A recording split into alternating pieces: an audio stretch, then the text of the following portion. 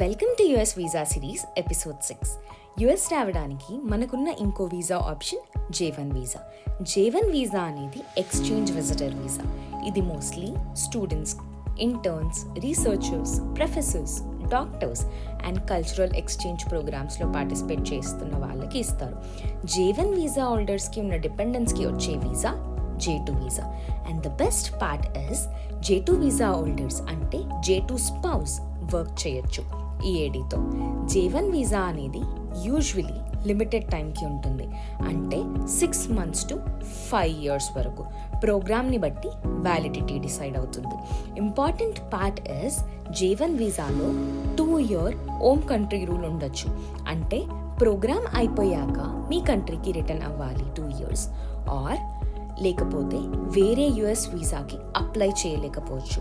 But దానికి కొన్ని exceptions ఉంటాయి. సో ఇలాంటి వీసా I-140 రిలేటెడ్ ఇన్ఫర్మేషన్ కోసం stay tune to my channel. Thank you.